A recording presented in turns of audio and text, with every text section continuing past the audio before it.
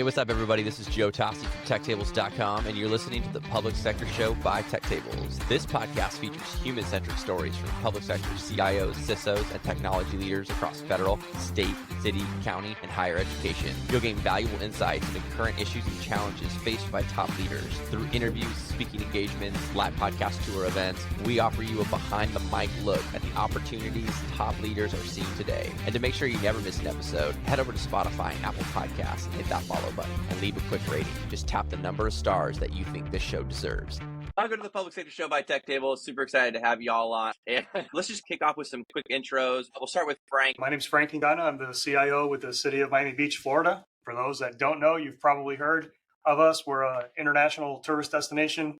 Focus a lot on providing great experiences for our residents, for our visitors. We're only 7 square miles, but we do an awful lot down here, given our worldwide recognition. Thanks, Frank. And Frank was previously been on Tech Tables. I think it's episode 144. We'll link to that in the show notes. Kyle? Well, hey, everybody. I'm Kyle Patel. Work for a company called Polimorphic, where we do a lot of AI tools to help local government, what we call their customer service experience. So I lead engineering and product for Polimorphic. Been in the AI research space for quite some time. Started my career at NASA, then at Google. Got pretty excited about the intersection of AI and the public sector and landed here that way. But yeah, very fired up about the AI stuff that's happening today. Ricardo? Hi, everyone. I'm Ricardo Castillo. I'm the CIO for City of North Miami Beach. I have been with the city about 4 years, and I've been in the local government space for a little bit over 19 years now.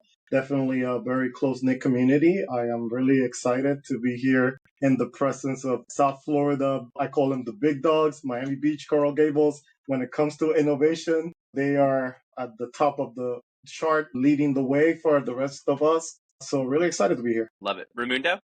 Hello, everyone. So happy to be here with great friends and admired leaders. I'm Raimundo Rodulfo, CIO of City of Coral Gables. I have been here in the city for 21 years working in multiple capacities in the IT department. Now it's the Innovation and Technology department.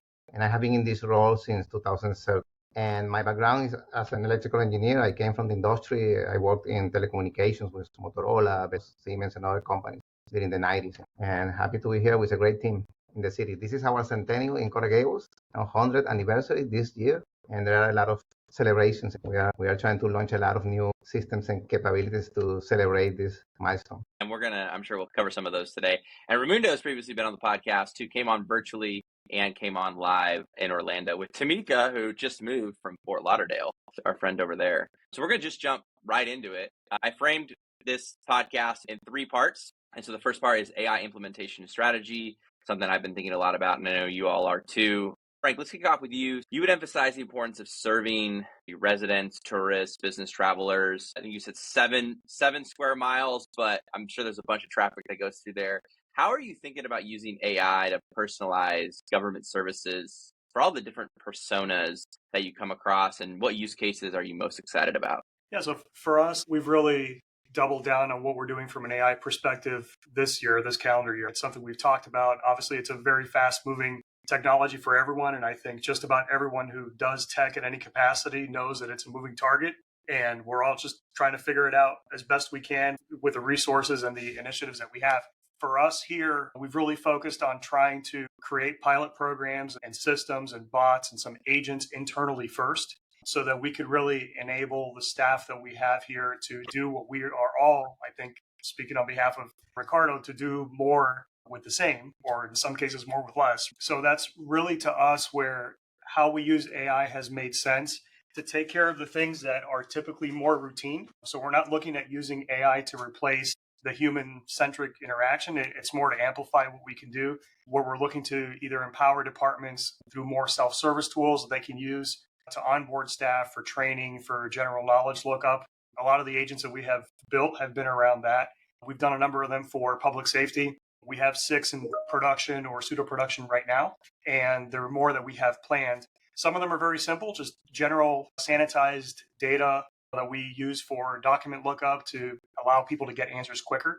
And that way we're really trying to position them so they can still use the human element and focus more on the customer service, the empathy. No one calls government for a good time. Typically, you're calling because you need something. So how to shorten that runway for them so they have the best information possible and everyone's working off the same playing field. And then as we go, we plan on rolling some of those out to some of our more public facing segments of what we do, and really just how that ties into our CRM systems, our licensing and permitting systems, our financial systems, that sort of thing. But because that's all moving very quickly for a lot of our partners as well, we've chosen to focus on ourselves internally first and then let that organically flow out. That's great. That's where you are today, Frank. I'm just kind of curious, where do you see this going in the next 5 years? What's your vision for this, even if it's not implemented today? Joe, do you have an answer for where we're going to be in 5 years in AI?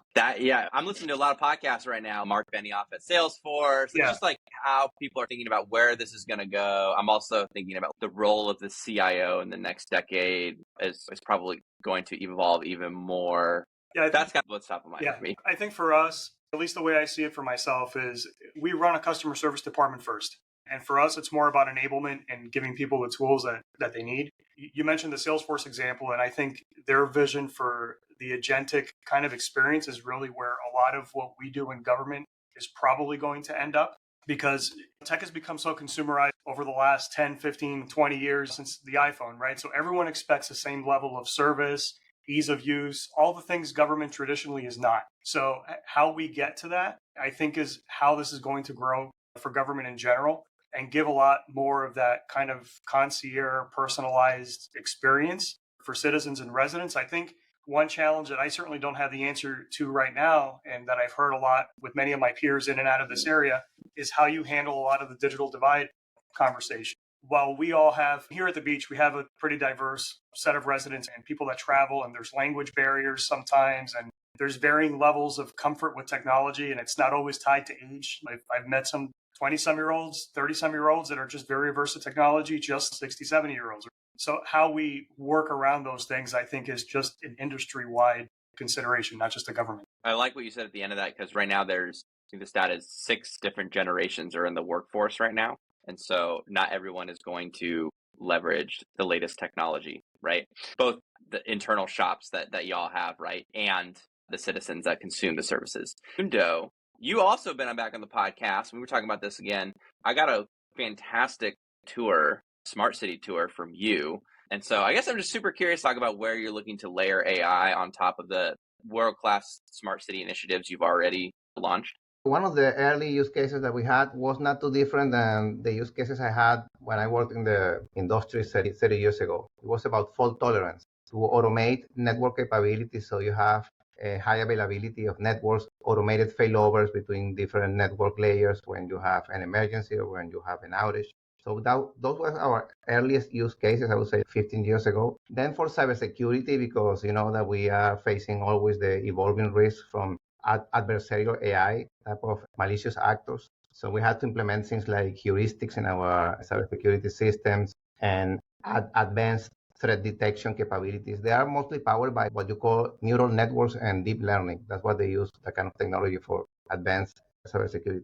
Those were maybe the earliest cases in the city, not too different than the ones that I had 30 years ago in the industry. Then over time, I would say around 2014, 15, we started implementing a lot of infrastructure, cyber physical infrastructure out there, like IoT sensors and CCTV and ALPR cameras with hyper automation related to the endpoint, to the computer vision engine, to the cloud. So then you have computer vision systems that are getting that video feed. They are analyzing the video with algorithms that you train. So you train those models with machine learning, and then you can have a camera to count pedestrian traffic or multimodal traffic. And we train those cameras and those models to count vehicles, to count bicycles sometimes when they ask us for a special traffic engineering study, and to count pedestrians with anonymous counts at any time. So you wanted to respect privacy on that. And then we started getting millions of data points from all those sensors. So we started 2014, 15. We created a community intelligence center that I remember was maybe part of the tour that I gave you when you were here, Joe. So that community intelligence center where we have the video analytics. And then we had use cases like somebody asked us in the middle of a crowd event, hey, we have a missing child now in this area. We have 50,000 people and we need to find the child. So we use morphological analytics with those engines. Basically, they leverage those AI models, and we were able to find the child in just 2 minutes, one of my analysts. So that was a famous case at that time. And then we started seeing, wow, there's a lot of capabilities leveraging computer vision and video analytics and the AI tools to help us do traffic engineering, improve public safety, and enhance incident risk response, and many other things. And so that was around maybe 10 years ago.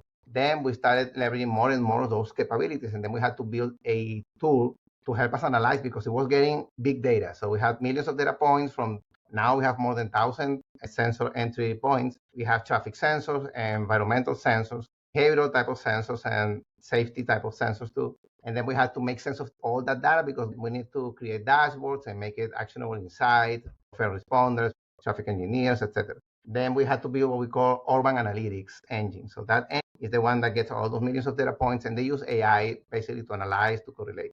So we built around 2017, we built our Smart City Hub public platform, and then we started building more and more of those AI-driven capabilities for urban analytics, basically to provide actionable insight to all departments in the city, especially public safety related, but also we opened it to the public. So residents that were living near to an area where they wanted to see the analytics for traffic, or business owners, they want to leverage that data for economic reasons. They were able to get that data and download it with open APIs. The other platform after that was the digital twin. We started leveraging also geospatial photogrammetry and analytics and embedding some of the AI. Today, you go to a digital twin, you see the city trolleys moving, you can click a trolley, and then you get like the current real-time number of passengers, that kind of things. So those are small AI applications using Python mostly and those languages there.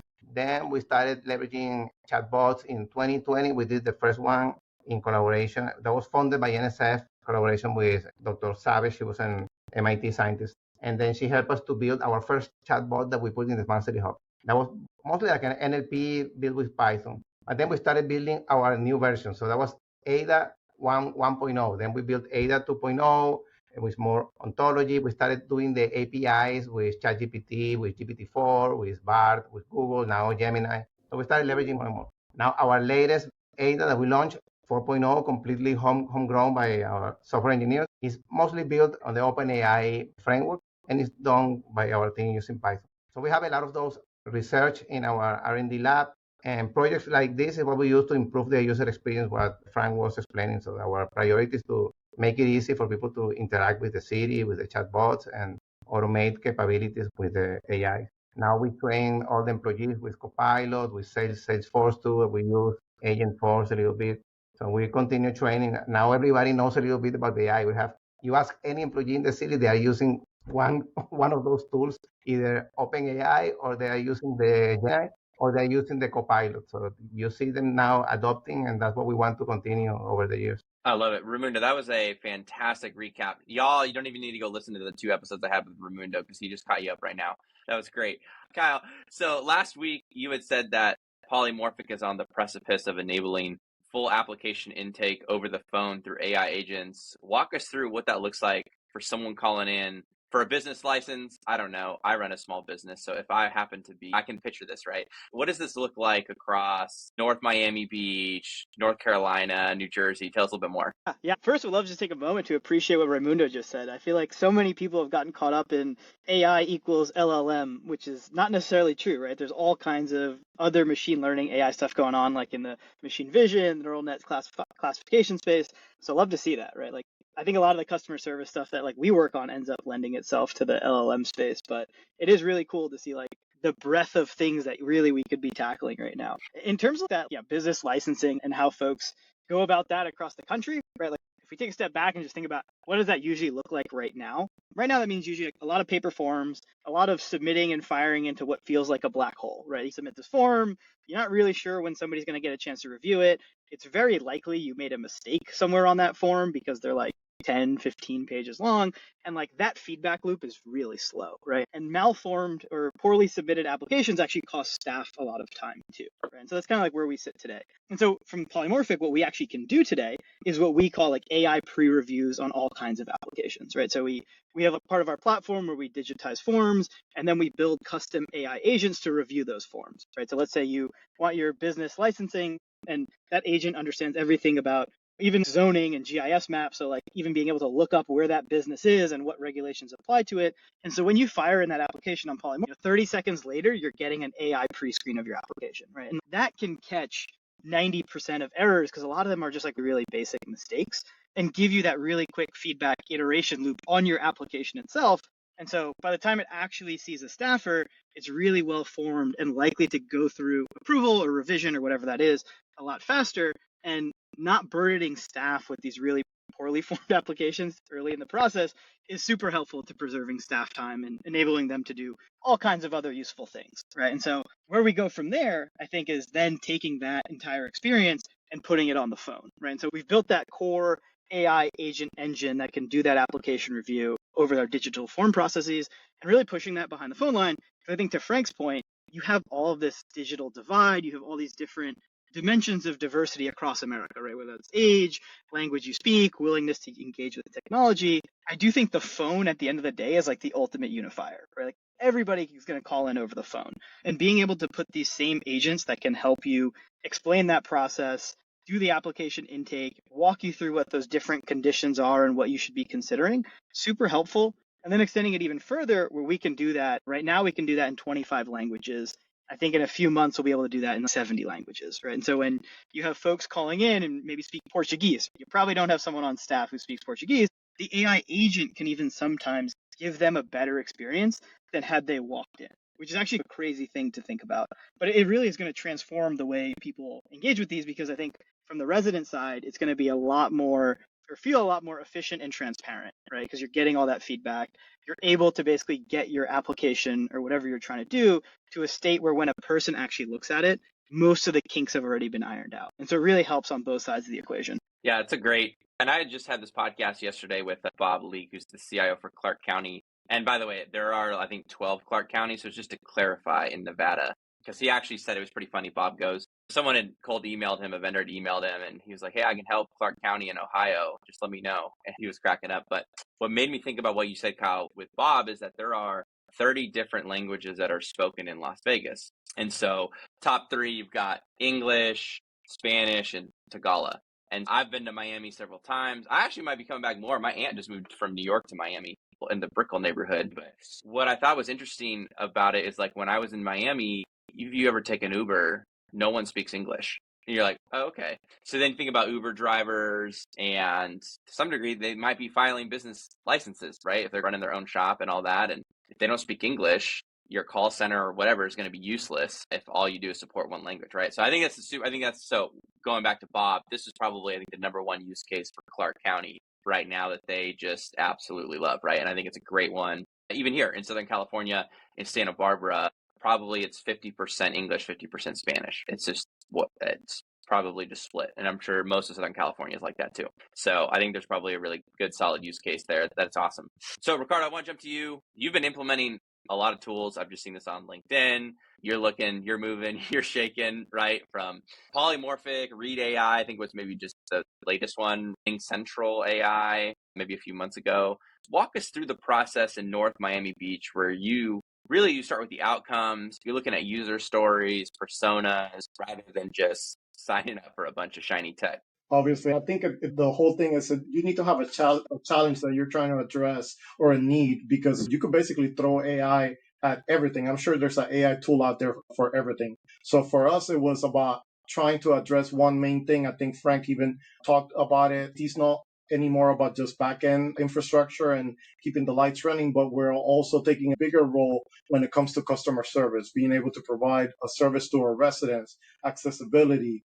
We had our first iteration, which was our first dabble into AI. We had a chatbot, I won't mention the company, and instead of addressing the need for our residents to pull information and being able to answer questions, it was actually giving more work to our staff internally because it wasn't able to pull all documentation. It wasn't able to address things in different languages, which is what landed us with Polimorphic, and being able to provide that information to the people in the language that they understand. Like you said, South Florida is a diverse melting pot for our community here in North Miami Beach. We have a lot of people that are from Haiti, so they speak French or they speak Creole, and we have a lot of Spanish-speaking people. Being able to communicate with them in their language was a key for us in moving into the second iteration of AI when we decided to go with Polimorphic to address that need. It's also about making us work more effective. I have a smaller team when you compare it to maybe Frank and Raimundo.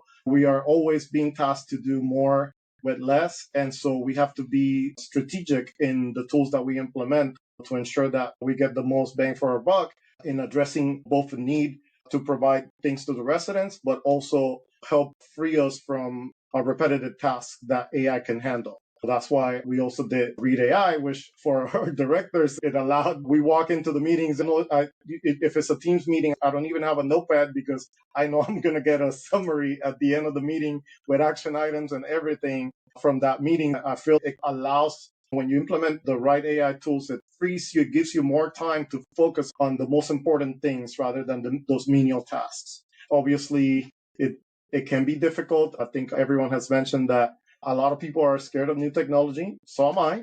There's things coming out there, but I feel that especially us that we're in local government with limited resources, we have to be at the forefront. We have to get out that comfort zone and look at tools, because if we as IT leaders, if we are scared of things and we're not at the forefront and we're not leading the conversation with the other departments as to what tools we should adopt, then they'll go around us, or that's when you get shadow IT happening, because they're going to find a way to make their lives easier. So I'd rather be a part of the process than the reason why they don't have that technology. Yeah, no, that's really great. Ricardo, just a quick follow-up question. How are you handling, you said about the shadow E, but the shadow AI, whatever you want to call it. How are you handling that? Frank, Raimundo, people pulling out their credit cards, signing up for chat. How are y'all handling that with your city? Through policies and obviously technology, we can block the not approved AI technologies at that level, but ideally it should be through policy. The cities, I know a lot of the cities that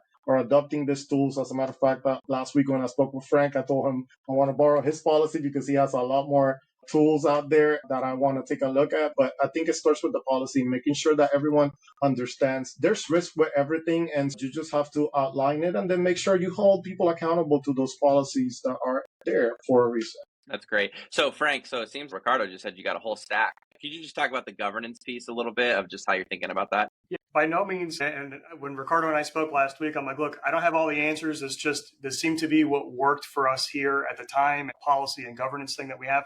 But the strategy that we followed here was really three-pronged. The first was obviously putting the policy and the governance in place, which that's important and we all need it. And that's great until someone doesn't adhere to it and there's no repercussion. There was also the technology piece because there's some things that we're doing. And I think the core of it was really around education. So we partnered with Miami-Dade College, who's a major educational institute down here in South Florida. They're one of the national leaders in their AI education program. They do a lot of corporate work. I know Raimundo and Ricardo are familiar with them just because we're in the area. And basically, we crafted a customized course for our staff that wasn't really about a tool or anything specific other than general education. Because we know if you were to, I'm sure half the people, everyone that you talk to about AI has a different definition than what it means. To Kyle's point earlier, yeah, it's easy to talk about LLM, right? Because that's the most quickly applicable way to do that. So we basically taught them what's AI, what does it really mean, how should you use it? These are some of the things you should look out for, really just to get everyone on the same sheet of music, generally so they understand what it is. We also rolled out the ability for departments to subscribe to and pay for licensing for a centralized AI tool here from one of our partners. And with that, we gave them this is how you're supposed to be using it. We did customized training for that particular tool. We allowed departments to self-regulate and buy as many licenses as they wanted. In our opinion, that was going to drive some of the adoption, but also make sure that they were really thinking about who really needs to use it and not just do it for the sake of technology, which is something we always try to push back on a little bit. And then through technology, we blocked everything else. So if it's not one of those tools, we're stopping it now with the understanding that as departments have needs, and someone might have a need this week and someone might have a need in 3 weeks or in 3 months or in 3 years, we'll come back and talk about it. Where are the gaps? What are we not providing you, to Ricardo's point earlier? If there's something that we are somehow standing in the way or we're not giving you the tools that you need, let's talk about what those are. But essentially, we wanted to put guardrails in place so that people knew what they should and shouldn't be doing and give some level of protection because we are a government agency and there are things that we need to worry about, and then almost make it more of a self-service thing. And our intent is to continue pushing with our yearly education for that as part of our annual staff training and continue to present any opportunities we have. We're working on another one with Miami-Dade College now, but we're always open to those kinds of solutions so that people are making the best decisions they can with information that we've provided them. And then we can all refer back to at least I'll say curriculum, but it's not really curriculum. It's the knowledge base that we want them to be able to operate out of. And we have our staff learning to use it as much too. With every IT department, you have people that are more technical, less technical. It's something they're interested in. It's something they're not. But the education piece is really a big part of what we're trying to do here. I love that. I didn't really talk about it, but I do actually really going down this direction with workforce education. That's going to be a massive piece. Kyle, when you're deploying this, talk about the education, talk about the workforce piece. How is Polymorphic thinking about this? I think we actually have a lot of the same challenges, right? Especially when you think about the software engineering process is definitely very AI involved at this point, right? There's no way around that. But at the same time, it's how do you maintain, one, visibility into the fact that you're still writing good quality production ready code when there's an AI co-pilot that is going to help you through parts of that. And then two, what are the right tools to actually use in the space? And we do a lot of education. We do a lot of also experimenting internally because we do think it is a whole new world of being able to ship really high quality products really fast using a lot of this stuff as well. I'm not sure if folks on the call have messed around with any of these tools, even stand up like a simple web app or things like that. Like you can move incredibly fast. I would say we internally use it to do a lot of prototyping and then user testing because we find that really powerful. So basically, how do you get an idea in front of somebody really fast, get feedback on it, and then using AI in limited capacities and actually writing production code is the approach we've been taking so far. Yeah, I just did this with my daughter. She had an entrepreneurship project and we hopped on Replit, or as the cool kids call it, Reply. And or you can do it on Lovable, whatever.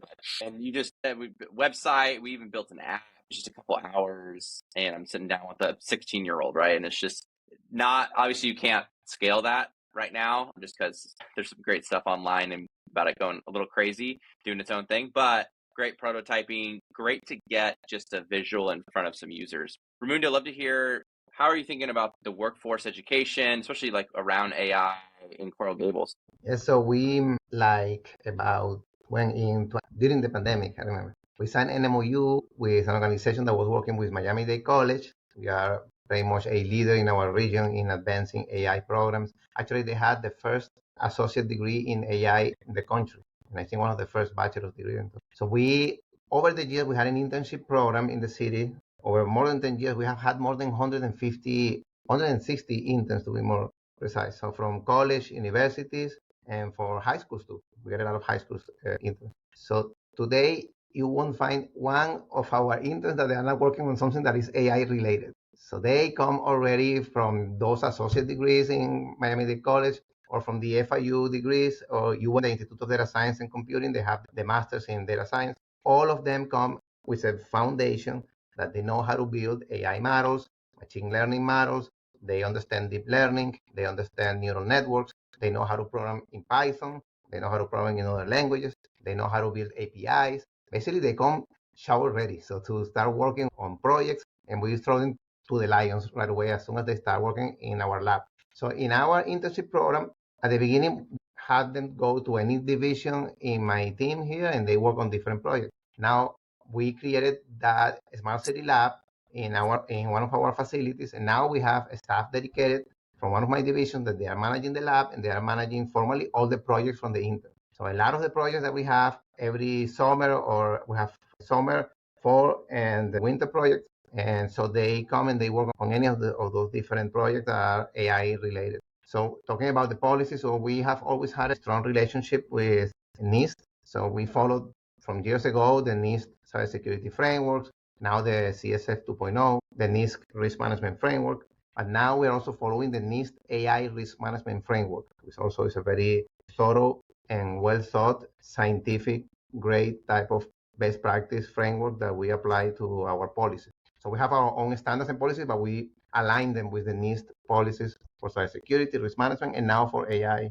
We are also a member of the Government AI Coalition that was spearheaded by San Jose in Silicon Valley, and we took their policy templates that we helped between all the members. We helped to create those templates, and I took one of those templates and I merged our IT policy with some of the templates for AI because AI was not part of the language. However, everything else, compliance-wise, privacy, best practices, data governance, they still apply. AI is another tool or capability, but everything else applies. We have to be PCI compliant, CJI compliant. We have to go through all those audits every year for how we manage security, confidentiality, data privacy. BII, CJI, HIPAA, all those things still exist. And we have to make sure that when we bring AI to the enterprise, we still bring it in a way that makes sense, is value driven. We have security also. My colleagues mentioned that we don't allow people to download any new thing that comes out there that has an AI domain. So we restrict it to the ones that we manage in the company portal. So we have a company portal, and everything they download or use is part of that pool of allowed tools. Now, we allow a lot of those tools that we use today because they bring efficiencies. But yes, it's a combination now for education. We had the education programs that we built with the partnership with in our lab with Miami-Dade College, with FIU, and with UN. And we also have our Gables Tech Tank. It's an incubator that we founded a few years ago. And formally now we have a lot of upskilling and workforce development programs in collaboration with the industry, with local businesses. And we train the workforce in our city, the workforce of the students that go to the lab, and also the workforce in the businesses. So we also have business education programs. We recently did an education program for local businesses on how to leverage tools like Copilot for small businesses. And so we also train the local businesses now. So that's part of the Gables Tech Tank incubator. That's really great. Frank, I really like this. You said handing people the marker. And I just wanted you to walk us through that leadership style. How does that change as you are empowering the team? What the handing the marker story was about, I guess, for Raimundo and for Ricardo and Kyle, I was talking about how it is, I think, most of the episode that we were on, most of the discussion with Joe and I was about building teams and what that means and all that. And we got into a conversation about how over the years, I had to figure out a way to get young staff, interns, part-timers ramped up in a hurry. And not necessarily in this job, it's helped through a different perspective, but my prior stop, it was a lot of, I'd get interns for the year and they were basically part of my staff. And the quicker I got them running, the better everybody's life was. And we got into a pretty good conversation regarding how we teach them, right? And how we figure out how we bubble people up and the things we look for. Did you take notes? Were you able to follow instructions when you got them? Did you have that constant desire to learn and to listen and to understand? And the hand on the marker thing was, Joe and I were talking, and I said, a lot of times we'll explain something to them, right? And they're like, yeah, I got it. I'm like, great. Take the marker, explain it to me. And I started with that to make sure that they really did understand what it was that we were talking about. And that was very specific then. When I got here, I applied it differently to the staff that was here because I was still very much in a teaching mode. That's how I built the staff. I always had to be quick with that. And I come from a family deep with educators. So that was ingrained in me, the teaching and the learning thing from a very young age. And to me, what it really comes down to, now that I've used it with staff that sometimes has as much experience as I do, many times knows a lot more about the thing that they do than I do, and even some of the younger staff. We have a system in place here where we give people the opportunity to move on, hopefully through our organization. We have great retention, thankfully, and I think a lot of that is a testament to my team and the way that we've done the things that we do here. Government gets knocked a lot with there's no upward mobility. Sometimes you just have lifers that are in government for 20, 30 years. Not you, Raimundo, but we know the people that we're talking about, where you're there and that's your goal, to get the government job and to squat. And in tech, I think to make things compelling for people that graduate or they're in college and why would I want to go work for government? I can go make more money and work on cooler stuff sometimes in other places. So it's how you bring them in, how you get them interested, and how you give them the ability to do that sort of thing. To me, it's about when you get staff and you quote unquote hand the marker, you're transferring belief in them that they can do it or they can figure it out. And we've had examples here where it's been other staff and we've been bogged down and someone showed that interest in wanting to learn or understand or be in the room for another conversation. And you know that sometimes they might lack the confidence or the experience. They've never worked a room with 20, 30 people, maybe department heads, maybe vendors, but they can get it. We go ahead, explain it, teach it, show us what that is. And to me, I've seen it happen many times where kind of something clicks or the light bulb goes off, so to speak. I'm like, oh, wait a second, I totally got this. And it's more about not having had the opportunity to do it. Because I think for me, certainly, and I'm sure for most of you too, and at some point in your career coming up, it's like you were sitting there going, I think I can get this. And you never had the opportunity. You weren't at the room. You weren't at the table. And for many of us as leaders, yeah, it's great that we get to do the things that we do now, but we're not going to sit in this seat or this position forever. And I think the better the people around you are, the better it is for the entire team. And especially for younger staff, and we certainly have had a fair share of that, just like Raimundo does, seeing that they have the opportunity to do those things helps. And to get them to understand that you have to do the work and just be ready for the opportunity. It's don't give me the opportunity and then I'll show you. Show me you're ready and then go ahead and draw this and explain it. And it's okay not to know and to make those mistakes. I will give a little anecdote. And if she sees this, she's going to be so upset at me that I'm using this as an example. We had an intern in the fall here, and we were able to bring her on board during the winter or the beginning of this year. And I saw her, she was studying for one of the basic certification exams that everybody has. And she had a question. We walked through it. I drew everything out on the window of our office with a dry erase marker and explained it to her. I'm like, you got it? And she's like, yep, I got it. I'm like, great. We went on our own way. The next week, I walked back into the area where they sit in, and she was teaching the other 4 people she works with the thing that we taught her to a T. And I'm like, there you go. That's what we want here. Have that curiosity, make an effort to learn. And for me, it's just been an incredibly valuable way to teach and hand that off. The mistakes that Raimundo and Ricardo and I have made over very many years, I think that's where the value is, to show them that it's possible to get there. Thank you for recapping that story. And what was the intern's name, by the way? We just want to make sure to add her into the show notes. So this really resonates. Actually, now I'm realizing why I love this episode with Frank so much. I do this all the time, coaching on the high school court. And before the game starts or even at halftime, often I will have one of the players, I will give them the marker to draw up some of our plays because I want to know, do they really know it is one. And two, like when it's loud in the gym, you can't hear me even though I'm screaming. And so I need the kids on the floor to communicate with each other, help each other out. And it's just such great leadership. And I just love the physical example because it probably doesn't happen in your organization, but with high schoolers, if you give them the marker too, and then they mess up the play, I think in like public sector, it's probably a little more, hey, we're going to coach you and learn. The other kids just like haze the other kid who gets it wrong, right? Like they just jump on the kid. He's getting just, give me the marker now. Let me show you how it's done, right? This is a bunch of 17-year-old boys.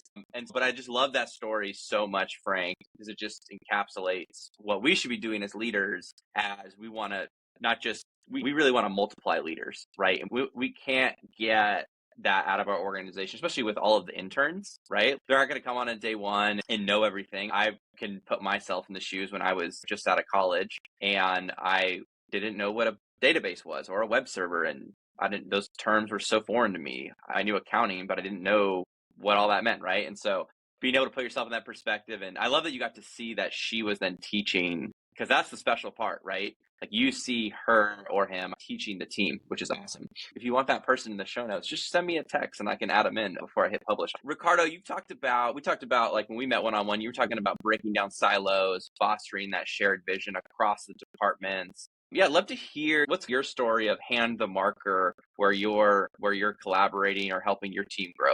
Definitely. One of the things that I say that was the biggest challenge for me when I joined City of North Miami Beach was that I think we have 13, 14 departments. And rather than we all sharing one, actually like the city slogan says, one mission, one vision, one city. I joke around that it was like 14 missions, 14 visions, 14 cities because everyone was pulling to their own side. I'm fortunate that I was able to work on those relationships with those departments. And because that's obviously one of the key things, you have to work on the relationship with the departments. You have to gain their trust. You have to make sure that they know that you're here to help them. You're here to guide them through the process, because I always tell even some of my colleagues in the other departments, I'm like, you're looking at the 5,000 foot view of things, whereas IT may be looking at the 10,000 foot view. So IT might be able to see where something that you're trying to implement is going to intersect with maybe finance and maybe a different department.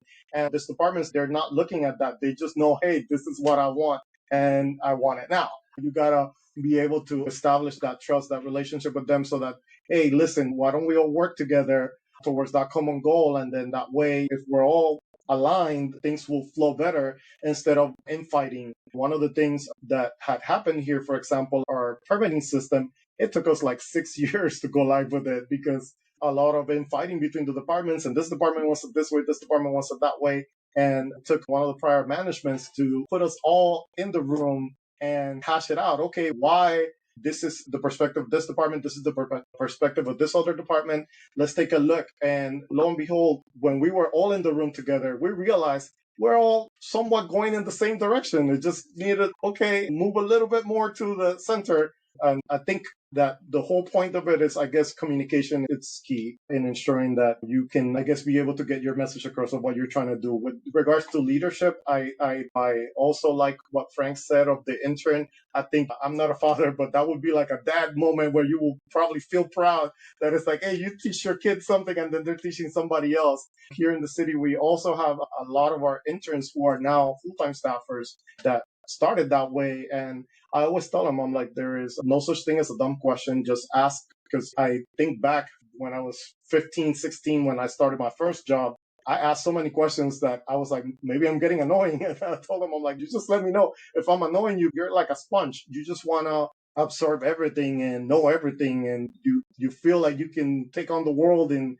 eat it in one bite. So I think it's important for us as the current leaders to encourage those future leaders out there so that it's like a legacy type of thing, so that we can ensure that our legacy carries on in these individuals. And if I guess our predecessors would have worked in that way, we would be at a whole totally different space nowadays. Yeah. Raimundo, I'd love to hear from you. What's that hand the marker?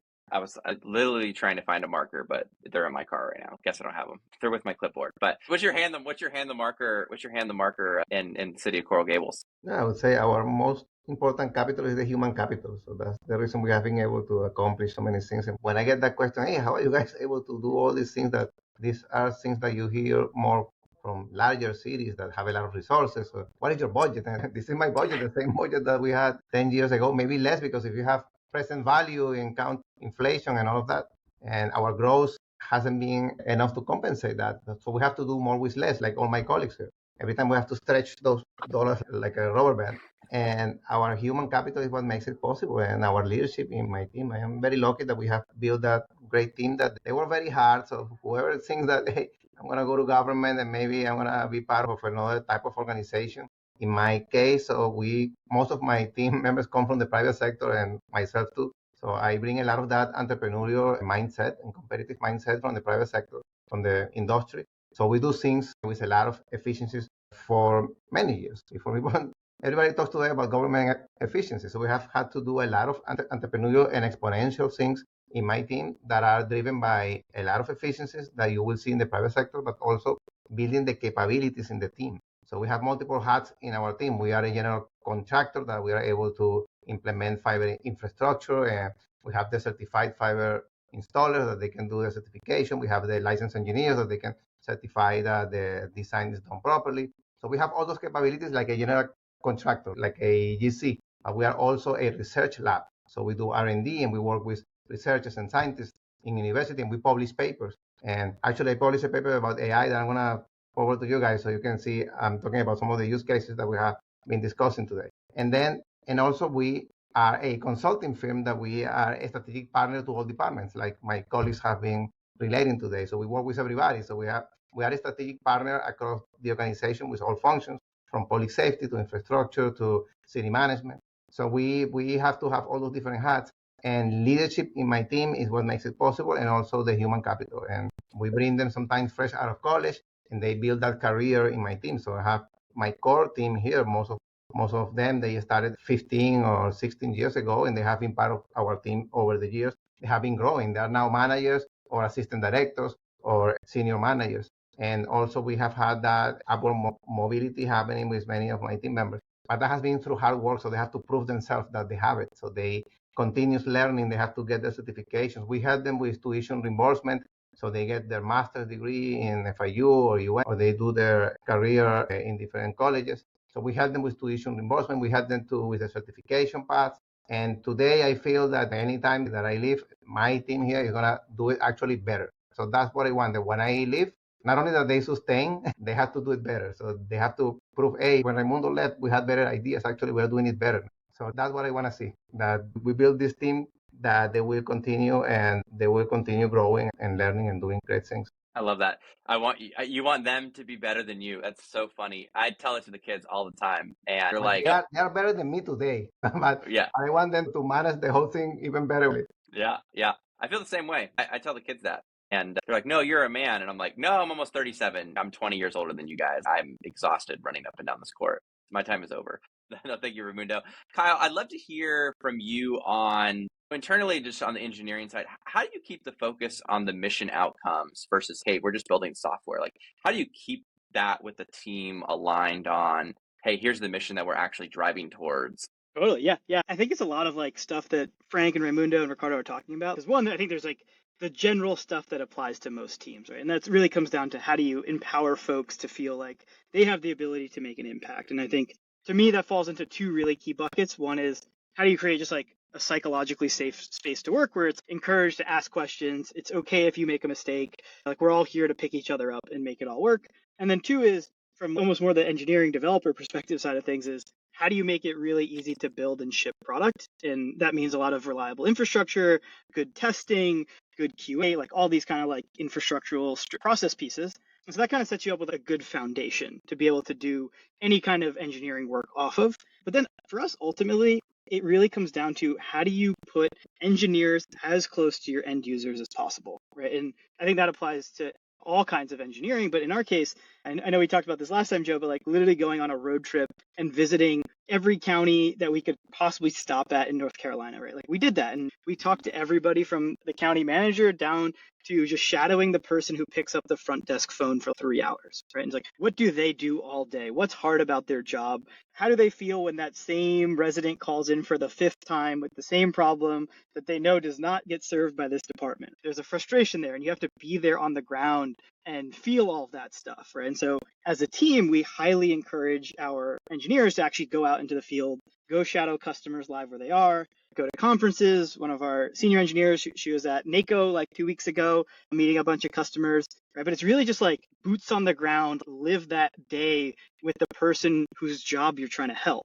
And the more and more you can do that and disintermediate the relationship between the people whose problems you're solving and the people who are doing the problem solving and building the product, that's really what it comes down to. And I think a lot of larger, more legacy tech providers put a lot of layers between those two, right? It's the salesperson has to talk to the client success person who talks to the product manager, who then is writing a spec that gets passed off to an engineer, right? Like, you can't do that. That's not how the world works. You got to put the engineer directly with the person whose problem they're trying to solve. And I also think there's like an element of almost people are more patient with engineers in general because they literally are just problem solvers, right? A lot of times there's not a ulterior motive there. They're not trying to upsell you something. They're not trying to do something crazy. They're literally just trying to solve your problem.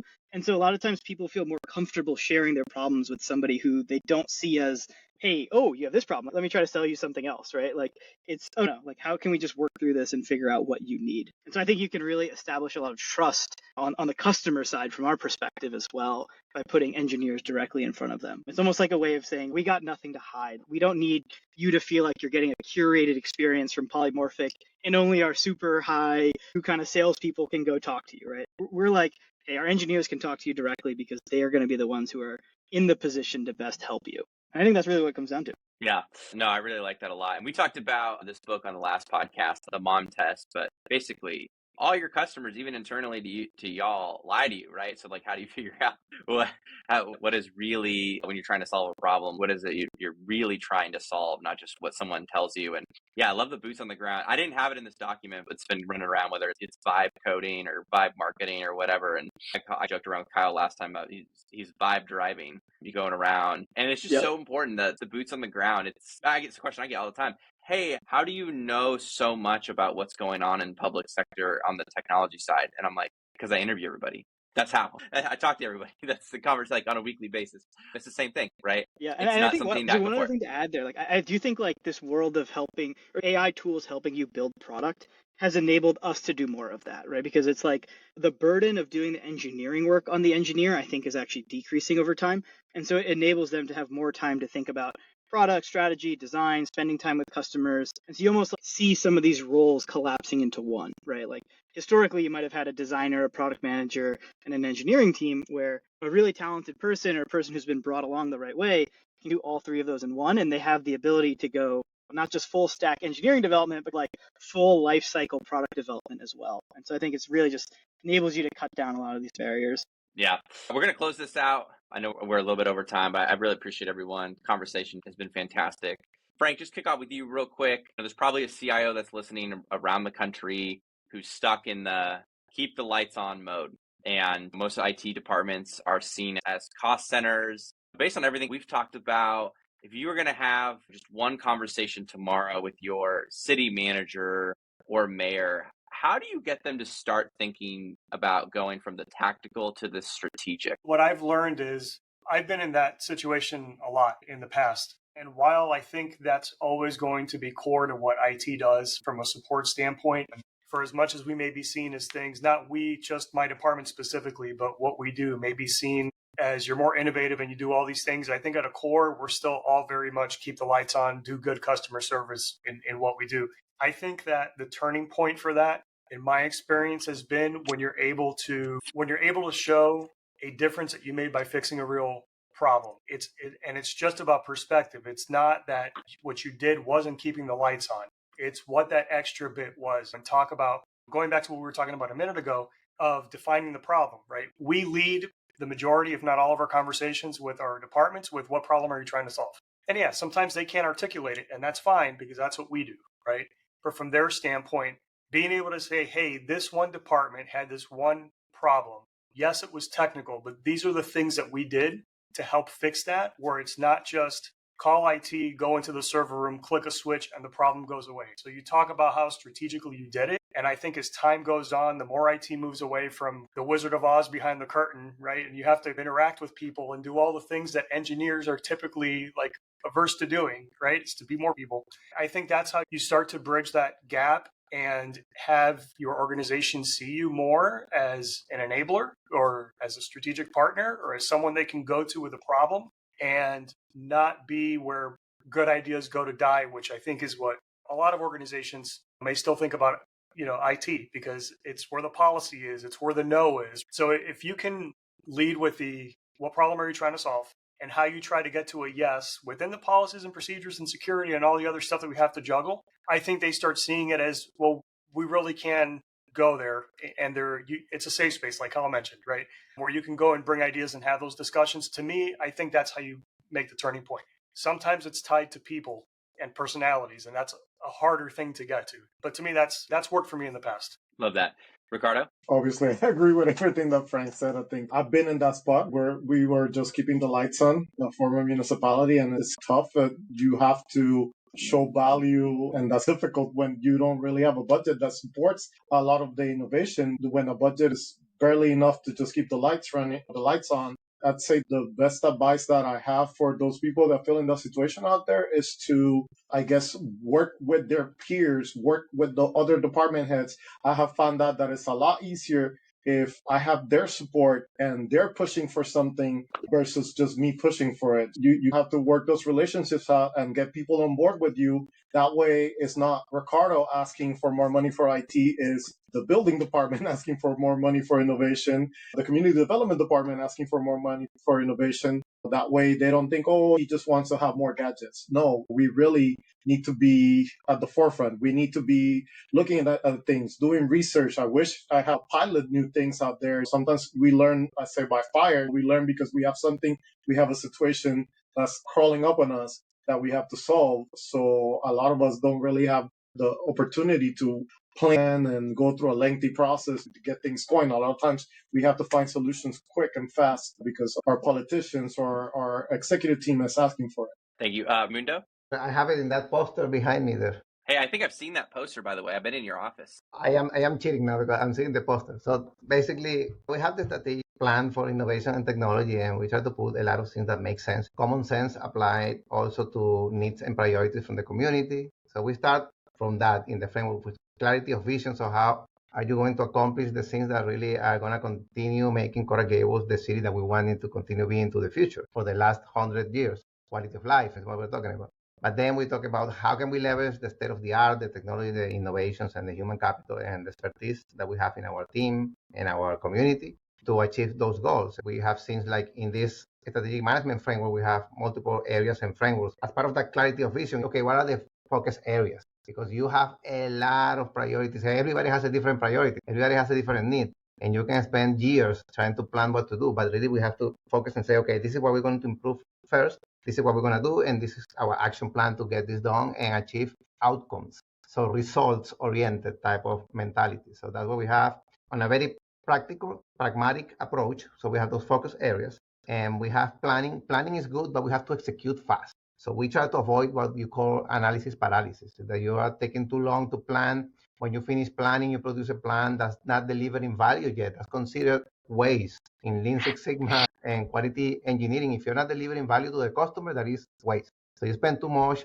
planning, overthinking, and then you're not producing results. That's not good. But you need to plan hard too. So we do that planning, but we execute fast with quick wins. A lot of quick wins. So every initiative may have 10 quick wins. And those quick wins are things that the citizens that are close to their heart, and they can say, okay, yes, I feel the benefit of whatever this organization is doing for me. And then we have to execute, of course, with best practices. So we have a lot of industry standards, from ISO standards to IEEE to NIST, etc. And we bring best practices to be more efficient and be very methodical. And then we manage projects. We are a projectized organization. We need to deliver on time, on budget, on scope. And that's very difficult to do when you have a large portfolio of projects. So we emphasize that as part of the plan, and also collaboration with industry. That's a triple helix model.